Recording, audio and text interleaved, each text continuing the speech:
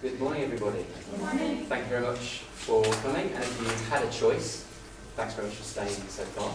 That's brilliant. I don't think we'll be having anyone else. You're all from the school?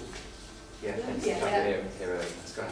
I was, were you all in the keynote from Philip? Yeah. Oh, God, I took you during that thinking, how much of the stuff I'm doing today is actually research? It's got solid research back there, probably half of it, but let's just park that for now. I was quite taken by one of her activities, and I'd like to ask you this. How would you show boredom with just your hands? Show that activity if you know. Yeah, that's a Good one, yeah. And I was thinking, let's push the boat down. How would you show I mean, what are we looking at for that? How about melancholy? How would you show that? Oh, nice. Drawing. In that case, how about the English mild discontent? Or plotting. I was thinking that for 40 minutes. Grand, so my name is Mike Fleetham. I'm an educational consultant, and Tim invited me to come and do a couple of workshops with you today. And the clue is in the name, workshop. Actually, no, work. Learning. I've got some activities for you to try out in a safe, secure environment, rather than just me talking at you. Because one thing I do know about research is if I stand here and talk to you for 40 minutes, you'll either pay attention or pretend to.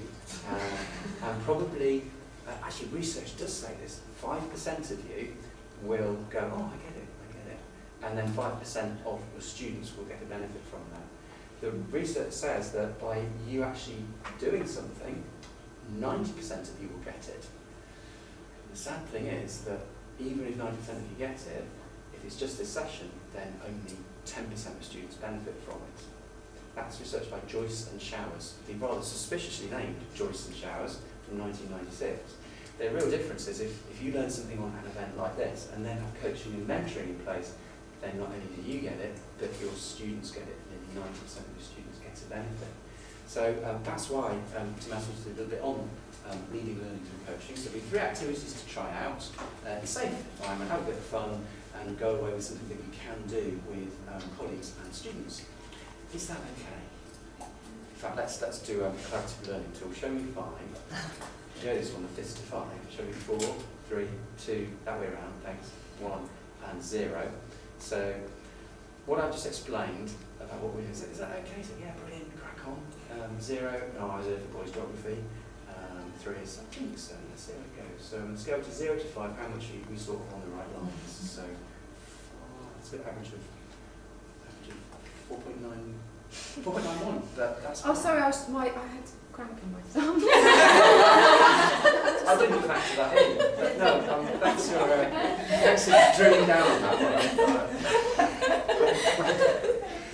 I loved what Philip said. You know, in 20 years in education, I've not clocked this one. You know, the pupils who are, you can put those back on me, the pupils who are watching until the point at which you know where the question's going, and then they put their hand up, knowing they're not going to be asked. Did you clock that thing she slipped in? Yeah. What's she called? It's strategic. Some rather clever way of appearing to be engaged, but there's no way I'll be asked because Something disappearing. Skills disappearing. That was it. Yeah. I'll be watching for that. So that's me. 8 years ago. What do you think? Thanks. Before that, than that. That was a picture taken by a Gifted and Talented magazine, wanted me in the magazine. It originally said, you don't look clever enough to be in a magazine. Put yourself in front of books. So I asked to be in the library. I won't bore you with all that stuff, apart from the fact that I do still teach. So every other week I'm in everything from nursery right up to 6th form teaching. My work is very pragmatic. I do base it in theory as much as I can, but the aim is you go away from training, working with me with stuff you can do right away, without any extra planning or, in fact, stuff to buy. It's just you can do it. Oh yeah, I write books. My best-selling education book is 45,127th on Amazon when I checked this morning, which is it's not very good actually. It's my worst-selling book. It's 4 millionth most popular. Terrible. Anyway, oh yeah, just the works. That there, Thinking Classroom. Have you come across that before? That's my website. There's 2 years worth of free lesson plans around mastery, high order thinking, generic stuff. You just basically do what you want with it. So Of course, all the materials we use today, Tim's going to make them available on whatever platform you use. So that's me, that's what I've written, let's move on, that's what I'd like to do over the next 37.5 minutes. Think about how we can, first of all, very quickly define coaching, and then crack on and use it to develop our learning and our pupils' learning. Now, I have in sessions like this spent, from time to time, most of the session debating with people what coaching is versus mentoring, and that is an interesting but separate debate. If it's okay, if we can sit with this definition of coaching for now, bearing in mind there's flexibility on it, it's typically to mentoring, sometimes counselling, maybe even therapy sometimes, but this is what I like to base coaching on. So just before I crack on, have a quick chat with people around your table, no more than a minute, about how that sits with your current understanding of what coaching is. Minute chat, off you go.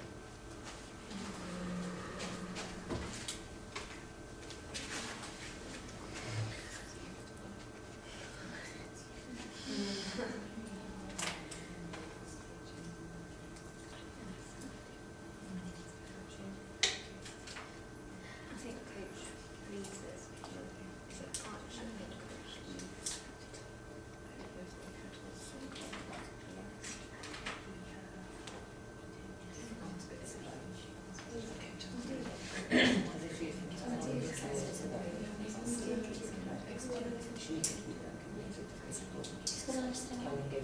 Coaching anyway. Coaching is when you see where you read this. Yeah. But then what if you don't know?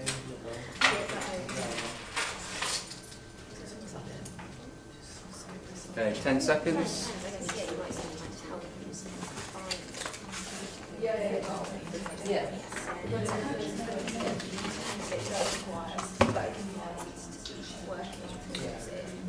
Okay, folks. That is a working definition. One I'm sort of distilled out of my working coaching over the past sort of 15, 20 years. But I'm always open to change it and grow and evolve it. It's hot in here, isn't it? Brings on the yawns. I think yawns are brilliant. No, not a problem. Yawning is great because it's like a subtle social signal to the presenter to change the type of activity. It's been researched, so thank you. No, we'll stop meeting very soon. Don't worry. No, that's grand. And it's also, isn't it, your brain's way of saying, get some oxygen in. It's a powerful thing. So please, great, thank you. Feel free to yawn or whatever. Or use your hands to show boredom, I don't mind it. Does that, any questions, comments, ideas about that definition? Is that surprising? You agree with it? I agree with that, yeah. I think coaching is where you need to be working alongside somebody else, don't you? And you need to be just like identifying your weaknesses and what it is that you want to build upon, and then you set these goals, so it more or less. Absolutely, yeah. And then act upon that, obviously. So. Yeah, that's a good distillation of key points there. I suppose the motivation of that other person working alongside you as well, so you're constantly getting that reassurance, that kind of motivation from them as well. So yeah, working alongside reassurance, yeah. that constantly getting that's the essence of it. I suppose potentially mentoring where it's more like a master apprentice. The mentor has a skill set and knowledge base that you don't have yet, and they're helping you get it.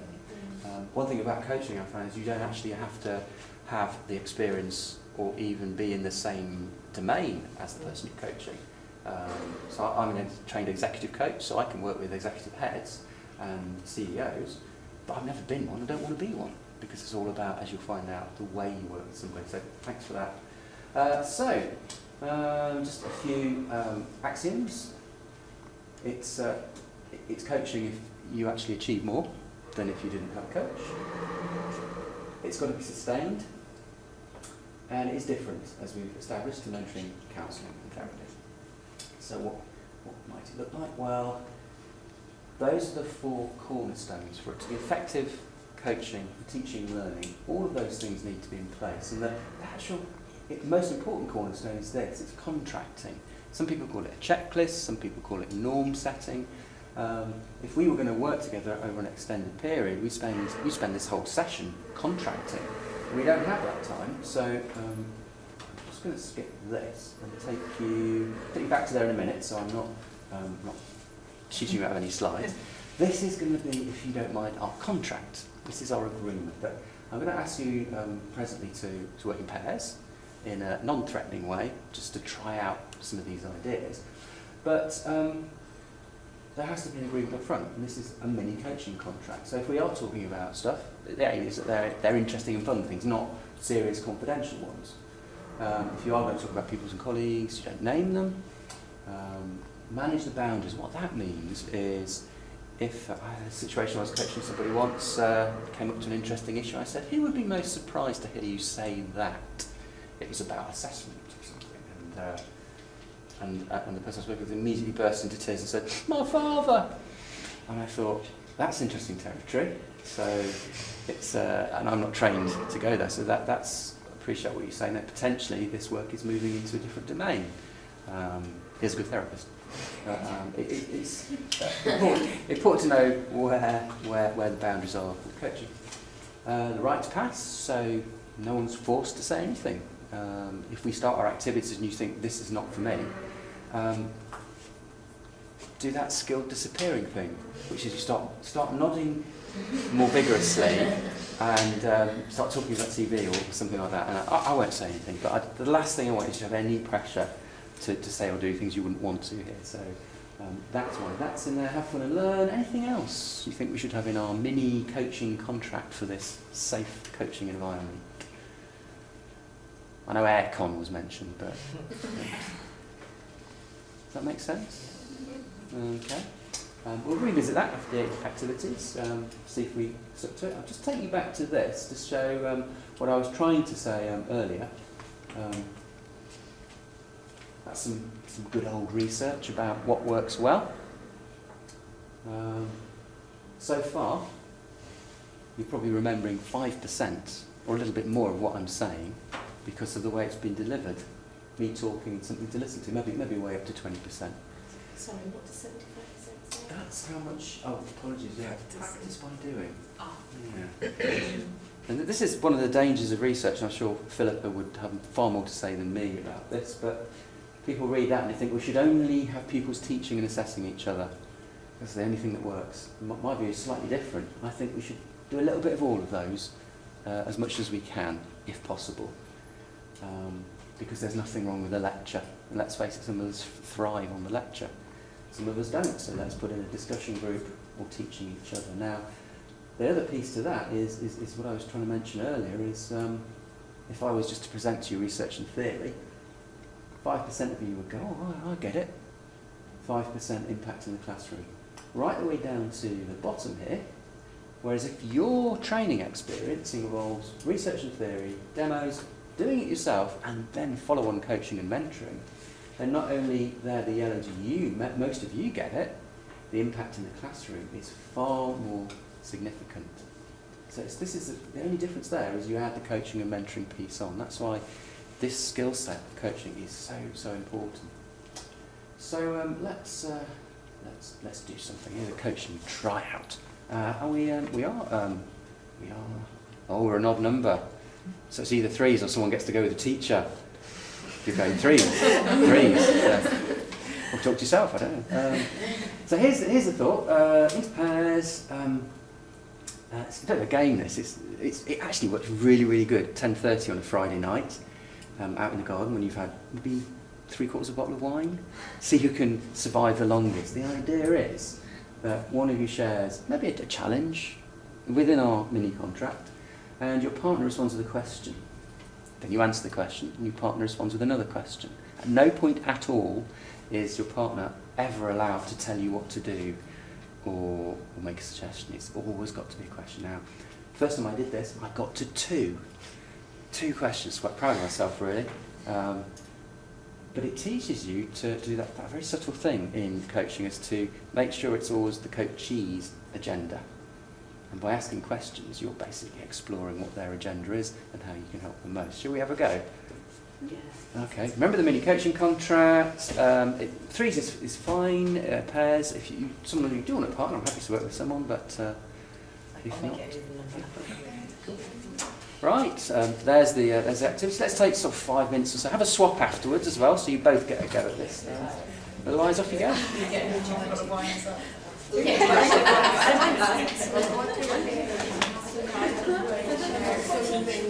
I'll ask questions. So you can go first, so you've got to share it all.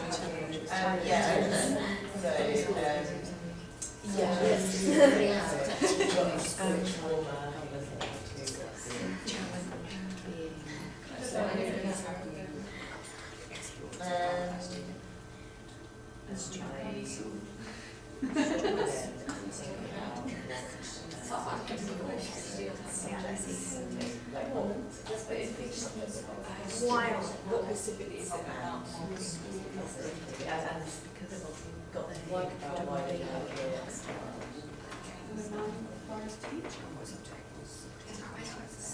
No, She asked questions. So she was you and in what experience have you found that there are much more in what situation?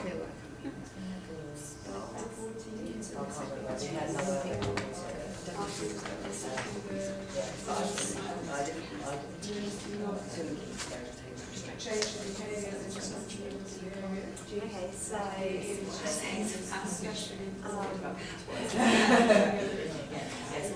is there any way sat that down would help not strike all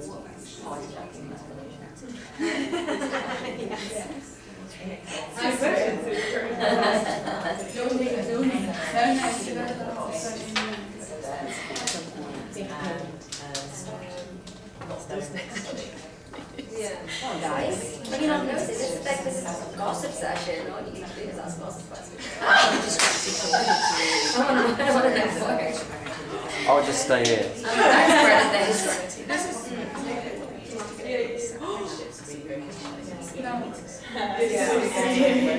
Yes. Yeah, you really You may need to add the word the information.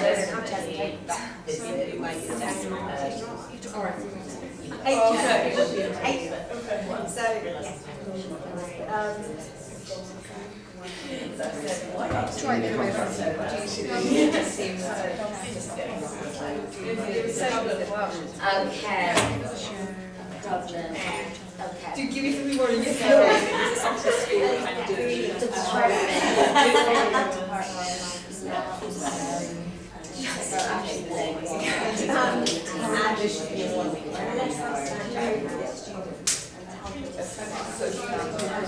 How many did you get?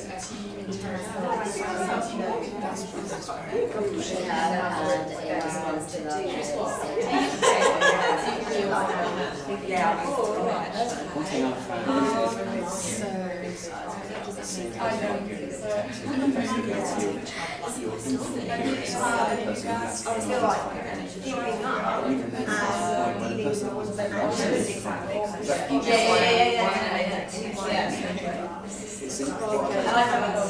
that's actually I feel like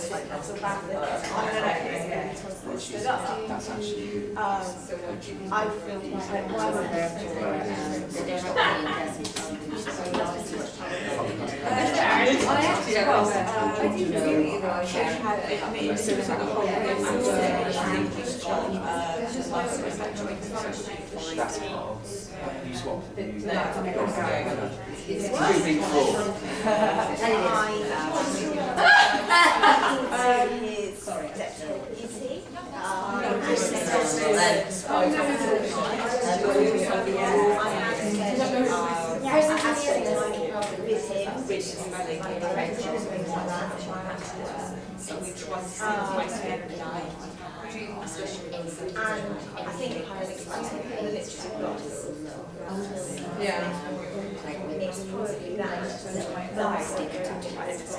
we do something like that into the year. Oh yeah. And when that do you visit before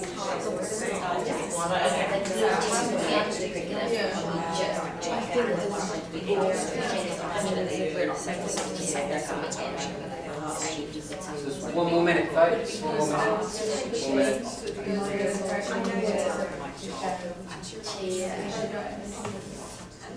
I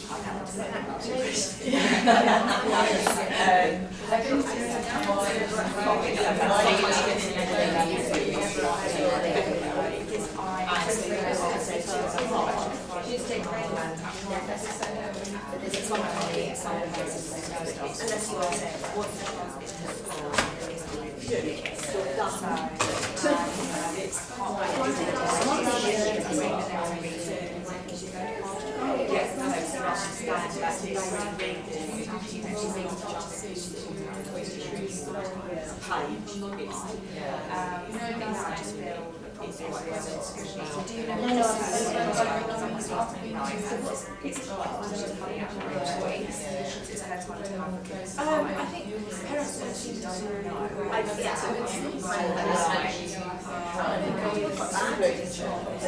15 seconds, folks. 15.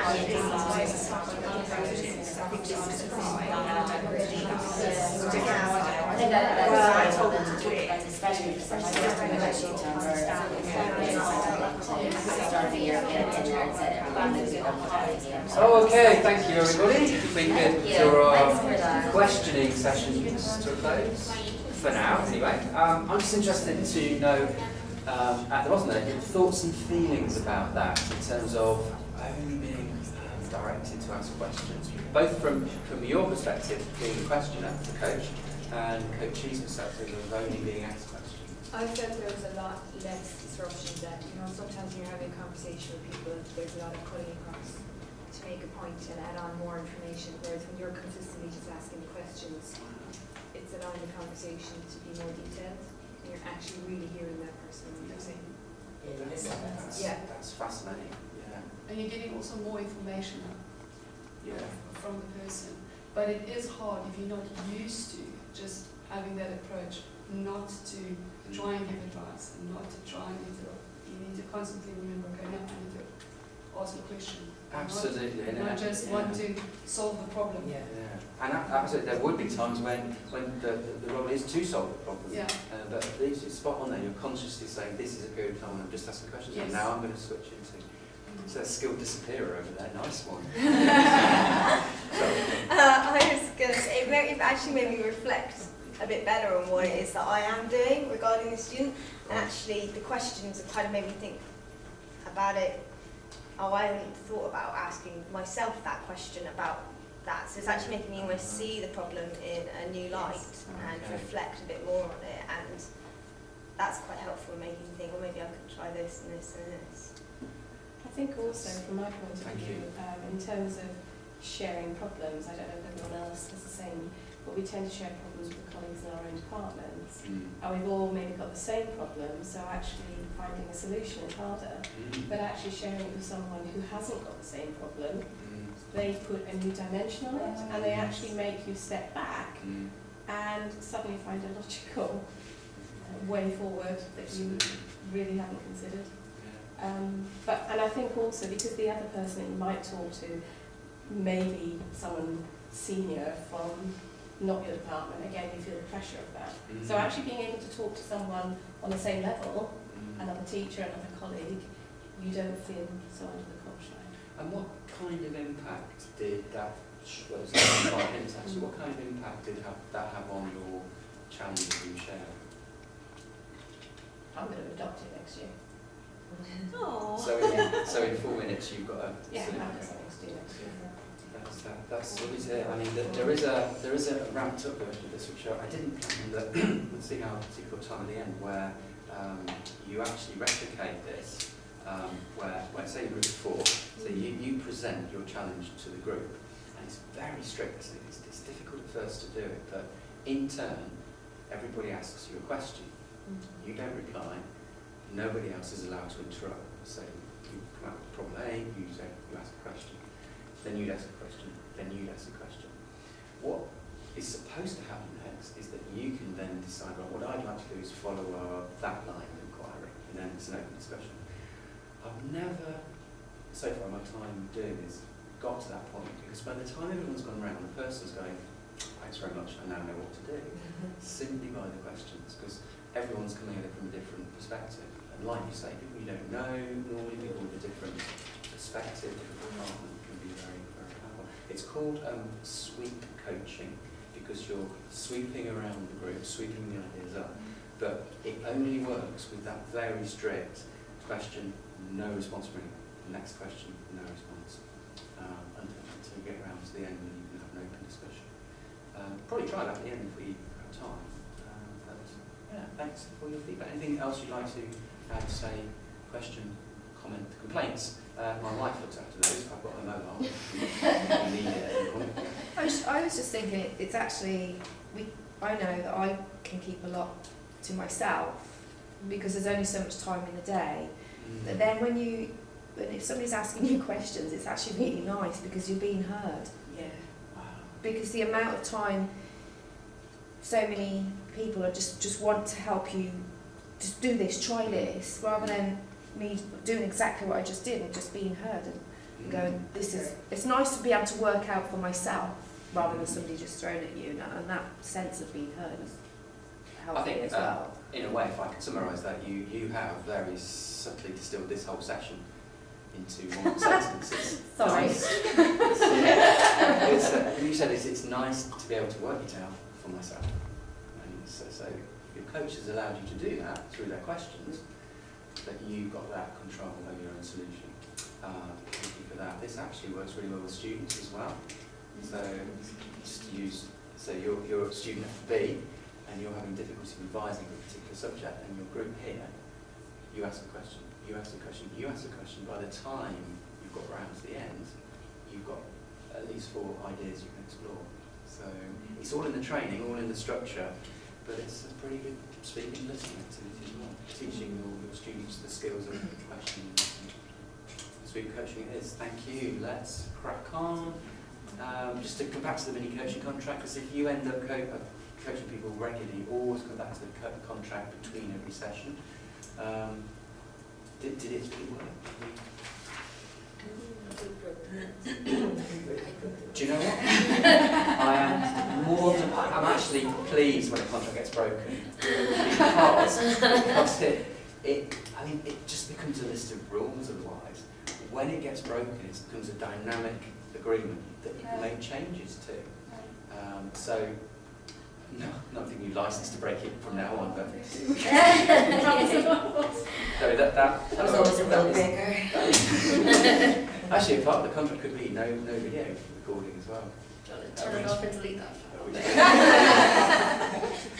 I think, to be honest, I think everyone in this room, and I'll say this to the camera, everyone in this room should watch this video first before it's released.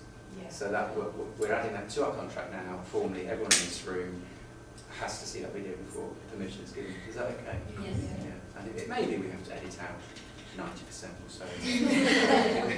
I'm sure we'll find it. But, so that's added to the contract now. Confidentiality around video. And that's what you do with your coachee if something came up during the week before you saw them again. So, questions, just a little bit of a model so you can see where what we just did fits into other interactions. It's called the ask-tell matrix. So basically on the continuum from asking someone to telling them and from asking why to asking how, coaching is sort of up this side, or this level, it's asking. Sometimes you're asking how, sometimes you're asking why, sometimes you're asking everything. This potentially is more like mentoring when you're telling. The idea here is there's nothing wrong with being in any part of that quadrant, any quadrant at all there. It's the awareness of where you are that's important. Like you were quite correctly saying, you were aware that you were asking questions and there would be times when you were giving answers. If you just have a bit of self-knowledge of where you're operating, you know what sort of results you're going to get. Quite often giving that to a coachee at the beginning of your sessions. You say to them, well, where would you like to operate? What would you like me to do as your coach? Do you want me to ask you how, why? I'll tell you how and why. Here are a few collected questions. This is the tip of the iceberg, and you'll have your own favourites. But there are some questions that are a little bit more powerful than others. I'll give you some handouts with these on, you've also got access to this. We're going to come back to those questions in our next exercise, but just a little word about communication. Even if you've got the right question, here is quadrants. This one the pictures. Metaphor, if I like a caterpillar. How did she do that? So when you're trying to communicate with somebody, be it coaching, teaching, be it a relationship outside of school, there's two dimensions to it. Is it effective or not? Is it efficient or not? Using the idea of, let's say, a palm tree. You want to communicate the idea of a palm tree on a beach to somebody else. If you do that effectively, then they understand the same concept, palm tree on a beach. And the arrow there, short and direct, implies that it's been both effective and efficient. However, if it is not effective, it's still quite efficient, it still goes quickly, but they have a different understanding. This happens in schools a lot, doesn't it? Usually by email. See, email, this is email. Email is brilliant because it goes slick, it's there, and everyone's email inbox as soon as you want it, but is it the right message? Then obviously you'll be able to work out what's going to happen next. We've got, oops, there we go. Effective, but not efficient. So it takes a little while to go around the houses to actually get the message across, but eventually the same thing is understood. And of course, the combination of both is that. Quick question before we go into our next exercise. Who is responsible for the meaning of a message? Now, I'm telling you stuff now. Am I responsible for teaching you that, or are you responsible for understanding it? Where's the responsibility lie? Relationship, isn't it? It's a tricky one, isn't it? What would you... In the best case scenario, I think we should take the responsibility because we should ask questions at a time if we don't get it. Okay. I don't know. How do you know if you haven't got it? I actually disagree with that. Go on. I really disagree with that. What do you In the end, like for example, we know that we stand up and we give brilliant lessons with our pupils, but if those pupils don't go, well, no, sometimes. Sure you Like are. if the pupils don't put the work in the end as well, then you know the message isn't received, the message hasn't been absorbed. So there needs to be a partnership in the relationship to be able to get an effective and efficient scenario. So I don't think it should just be the teacher's responsibility. No. Definitely Yeah. not. I think that's a problem with the school system at the moment. It's all on the teacher. You're right, there is a problem when it's assumed responsibility totally one side or the other, like it's totally my responsibility that you get this, or it's totally your responsibility that you get this. It's sort of in the middle. I would, for this particular scenario, I'd argue slightly weighted towards me, simply because I have more control here. I've chosen the means, the method of communication, and just because of the way it's set up, you haven't had an opportunity to tell me beforehand how you prefer to learn. If we'd have had a short questionnaire last week, I'd have set this up differently because I'd have known what you wanted to be more effective. So I totally agree, shared, but sometimes weighted a little bit towards one or the other. So bear that in mind when you're communicating with your coachee in a minute. That's what we're aiming for. So this is I want to use, you might sort of have used this already today. These are the three most powerful questions. Yeah, it's that, you put two and two together. Yes. It's inherited. We're trying everything. Brought up that way. There is another slide. Clean language, it's, I don't know, yes, we can, whatever that word means. In this context, it means it's cleaned off the coach's agenda. So it's pure language which stops you putting your issues into conversation. So you're going to, first of all, asking questions is great because it allows you to solve your own problem and feel empowered and get a different perspective. But asking these three questions really does it. I shouldn't even use those asterisks, shouldn't I? Yeah, There they are. So I literally just did put swear words in there. Yeah. we're like programmed with asterisks, aren't we? If I put a hash in there as well, it would even work. I'm going to change that to the next one. Maybe like the lines might be better. So, I mean, this is, let me give an example. So I'm working with someone and they say, I hate my boss. I hate my boss, it's just awful working here. So I want to know more about that. And I've had issues with bosses and I don't want to pollute their time with my issues. So I ask, what kind of boss is that? There's absolutely nothing of me in that question. What kind of boss is that? So you're open to answering any way. And I say, whereabouts is boss? Use the exact word that I use, whereabouts is boss. Some people say, over there in the office, never comes out. Some will say, I'm here. Some will say, always here. And what people do, either their body language or gesticulating, or the words they need to tell you an awful lot about their agenda. And finally, the catch-all, is there anything else about boss? In those three power questions, you can actually pad out an hour coaching session with those three questions because they're so open. In a sort of artificial environment, I'd like to play around with them now in your coaching task number 2. The activity is this. So in pairs, I mean, switch pairs if you like, or threes, or however you want to do it. A shares a significant memory I put there, if you want to do something different, or it could be going back to the topic you were speaking about before, maybe something you want to work on. B this time is listening very carefully for a trigger word, something that they think is worth exploring. At that point, and you'll laugh at this because you'll know what's coming. In the coaching session, the coach doesn't know, but you know this is a setup. But just try asking what kind of assessment is that, what kind of behaviour is that, what kind of relationship, whatever word you think is significant for your coaching, be ready and go into that. Significant memory related to work, or does it? Yeah. I mean, it doesn't have to be significant memory. That was just to give you a different topic if you wanted to. You could continue the conversations you had before about challenges in school. Something that's going to be easy to talk about, I guess.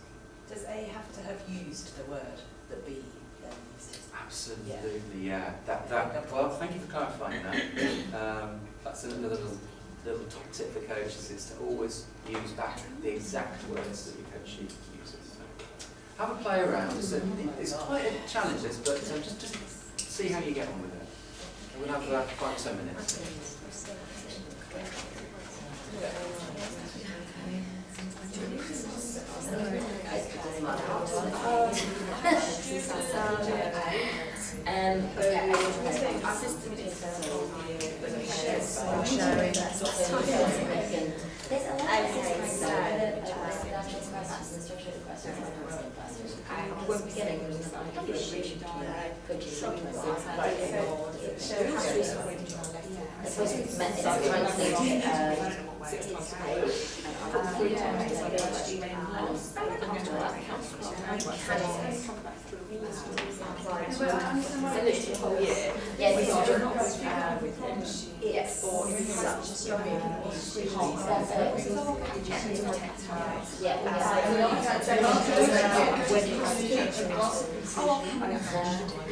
So here we I've been chasing because I've been exhausted.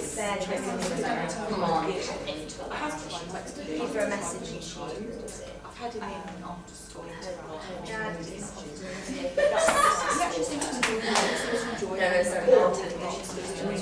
But that's not daily reading. and I'm supposed to be ensuring that the student is through it and told etc. doesn't talk. I'm ensuring that she I'm getting one side.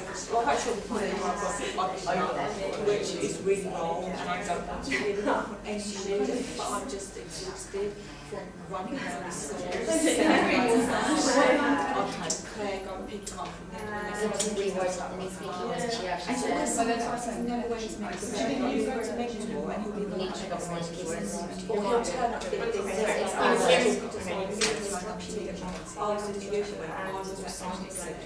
He's not always got a reason to why he's on instruction, why he's 10 minutes late at lunchtime, that's my lunchtime as well, and then because he's actually turned up by doing right, let's do it, because he's here.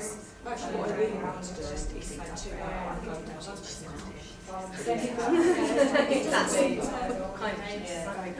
It's just really too much of time, and I feel myself getting quite frustrated, which then gives us a negative relationship, which isn't healthy. That's a really long time. You can hear the frustration in my voice now. Okay, do you want to try one? Try it with you others. Okay. So Okay. to be fair, I'm doing that and I'm like, I don't Then to read something they enjoy. In school, we can give them something like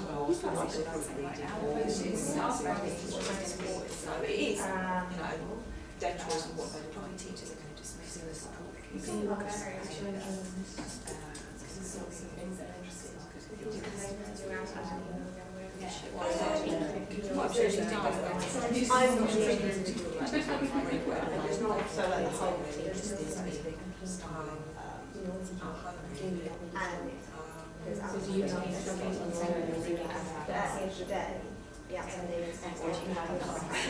when we're in class, I take my own stuff, it would just be maybe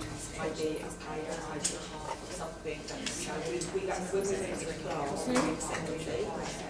And then if you're not reading, you highlight whoever's reading, so when you're following, and then they need to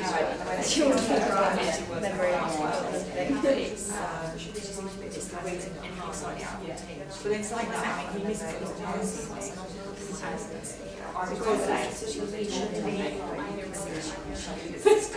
Reading, okay, what from home? In school, I've got a couple of different resources. I've got like and it's just fairly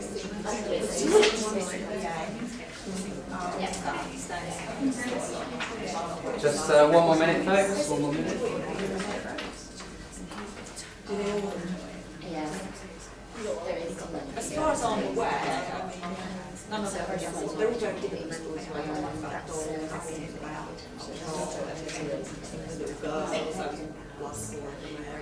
Yeah, I mean, none of them.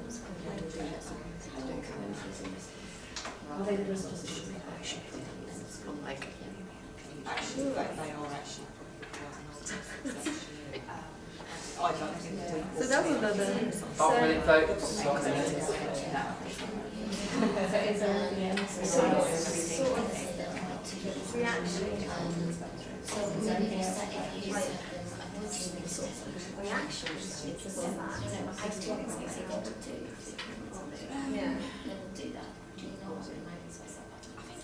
Okay, thank you, everybody. I'd just like to know what kind of activity was that, and whereabouts was the activity, and is there anything else about the activity? Did you manage? Because sometimes there isn't the opportunity. Did anyone get the opportunity to do that? Did the word appear? Yeah. Do you want to say how it went? Oh, there's different ways we use it. Attitude was so you went and said what kind of attitude? Yeah, what kind of attitude is that? It's a different ball game. But how did it go after that? We all have a grenade to it. Whereabouts is it? I don't know if they brought that in. Oh, whereabouts in the city plan? Seating plan, yeah, I did ask that. It was about students and where they could sit and their attitudes in the classroom and their attitude to learning. So by asking those questions, did it allow you to take the conversation where you wanted it? Probably the first task, probably. What was the outcome meant to be? Of these questions, the outcome is that you solve it for yourself because you've had a chance, a big open question, a big open space to think through in places you wouldn't normally have done if the coach had said, would it be a good idea too? Are you okay to deviate from these questions and ask other questions? Absolutely. Yeah, because we can't stick to the questions in the board, won't we? Yeah, I mean, as you're learning to use it, you would stick to them, but obviously in a session you may use one of those, any one of them, in that order, not in that order, and across an hour session as well. Because I think with this situation, this first session that we've done, I think we need maybe a bit with a particular problem. Absolutely. But let us just asking the questions, and Yeah. then she could have answered back, and maybe then I've solved the problem. So the point here is that I'm giving you the tip of the iceberg of all the coaching tools, and that there's hundreds out there. Yeah. As you grow as coaches, if you take on that role, then it's just having lots of tools in the toolkit and then pulling out the one that works in that particular section. So. I think the challenge for me when we were first outlining the problem was there were so many keywords I could have picked up on. I think got and a bit it of was a rant, trying- didn't I? No, it was really good. No, it was really good. But it was trying to hone in on the keyword that I thought would be the most supported, because the 3 keywords that I honed down to were homework, student and reading, Right. all of which are obviously familiar to me as an English teacher. But I thought if I just talk about the student, then I might end up getting into a rant as well about students. Yeah. If I just talked about homework, I might get into a rant about homework as well, because there's that commonality. So it was thinking, okay, the thing that maybe I could look at is the results, rather than the students, kind of taking it away from the student, which is why I focused in on reading, and thinking, okay, or maybe there's something about the actual thing that's being given that might solve some of the issues. You're making me think now that might be, it is, I should maybe supply the reading to the student, maybe that coaching. Right. And just about making it relevant, because it turns out in this case, you don't want to share it. The resource being used is basically quite old. Yes. And Yeah. maybe it's not relevant to the kids now, even though it's been used quite successfully for a number of years. Yeah. Maybe it's not got the same, Okay. I don't know what it is. Reference against, really nowadays. So that's But it was good. hard to pinpoint the Yeah. one word, but then I think we were getting there. I think what you did was Yeah. you were aware, like you had 3 possible words to go, and Yeah. you reflected on them real time and chose one that you felt was right. Yeah. Yeah. And got the result. Okay. But it has made me think about what we're reading and, Yeah. Super. Okay, so there's more time. We're going to need to finish quite soon. I'll very quickly take you through this. Do any of you have a strategic role as coach? Are you coaches normally, or? Kind will of. be I next actually year. can't keep bringing kids. Oh, brilliant. I mean, this sort of stuff. So yeah, I have a set of bringing kids out. Right. I mean, there's a couple of tools there. The bigger picture, if you're trying to plan it and make it sustainable in school, is to have these 3 pieces, and I've just given you some basic examples to take away. The first is called a sustainability audit. And for example, if you want the school to have a sustainable coaching provision, it's advisable. Any senior leadership here? Any senior leaders?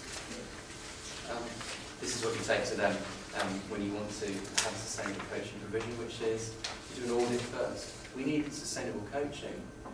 Look at those areas to begin with to see where the strengths and challenges are.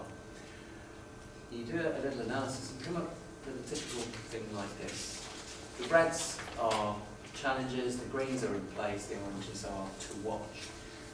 And what can happen is if you focus all of your efforts onto one thing, maybe there's something in the champions box that's missing. You can, if you don't do this analysis, you can find yourself putting all of your effort into that one thing in the orange champions box, whilst missing the 3 reds, which are really going to be blockers if you want this to change. It's a big picture. Before we start, let's check whether it's going to work. I think Tim's going to make available these as Word documents as well, so you can grab them and use them as you wish. So that's a big picture audit. Is the thing we're going to do, is it really going to work? The next level is plan. And this is a day's work to get this together. I'll just show you how it can look. The different strands across different half terms, basically saying what you as coaches want in terms of training, what you're going to do in school, the capacity you need, and basically who is going to be coached and how. So the final thing is if you are going to develop as coaches, in some way of tracking your progress. This is a rubric, which is the American word for a skills progression. It's not judgmental, it's developmental. You find out the sort of work you're doing and the success you're having with your coachees, and then you can highlight where you are on that emerging, developing, and embedded continuum, and you can discuss with each other how you'd like to improve. That, I'm afraid, is 3 minutes on what I usually spend half a day developing. I want to focus on the practical stuff rather than the operational stuff. Finishing up with our contract, which would be grand, with a little caveat that this video needs to be observed by you. But other than that, thank you so much for your contributions. Thank you very much. Thank you. That's really good.